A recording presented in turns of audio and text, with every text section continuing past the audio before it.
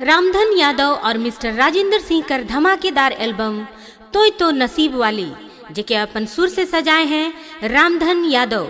Recording कमल studio डुम्बर टोली गुमला।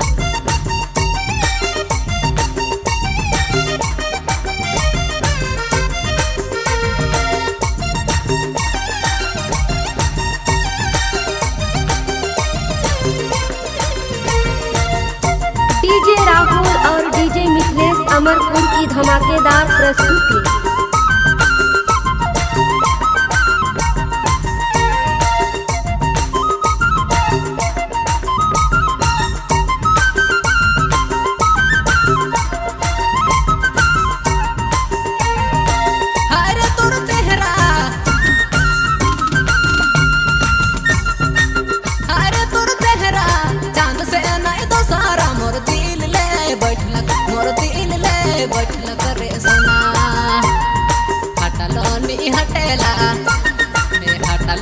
हटेला चेहरा से ना मोर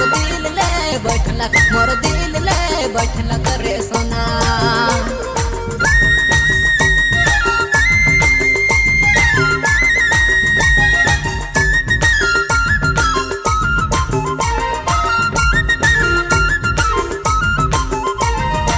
आप सुन रहे हैं डीजे संतोष अमरपुर की प्रस्तुति।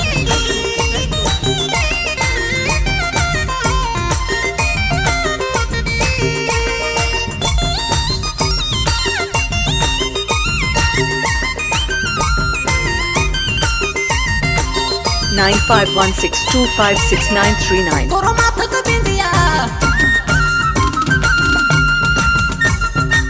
तोरो माथा के बिंदिया नैना के कजारा मोर दिल ले बैठला करे सोना। हटलो नी हटेला चेहरा से नैना मोर दिल ले बैठला करे सोना।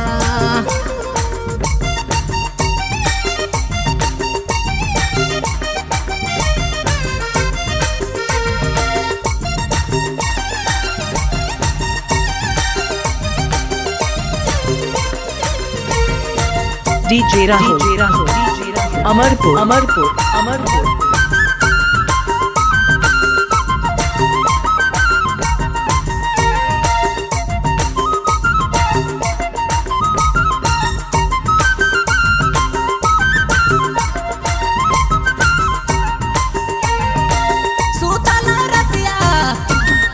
डीजे संतोष अमरपुर। देख लो तोर सपना पागल करी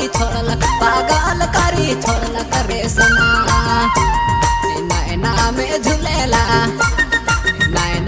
झूलेला तोरे चेहरा मोके दिल ले बैठला करे सोना।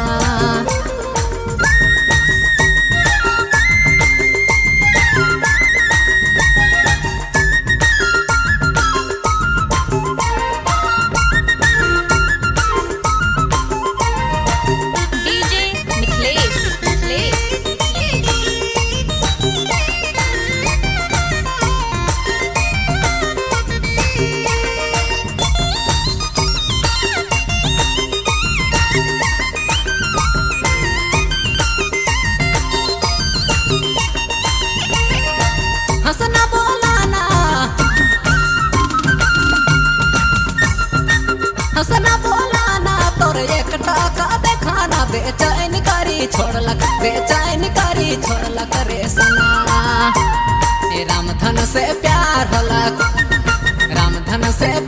होलक ना तो इकरार बेचैन करी छोड़ला करे सोना। रामधन से प्यार होलक ना तो इकरार बेचैन करी छोड़ला करे सोना।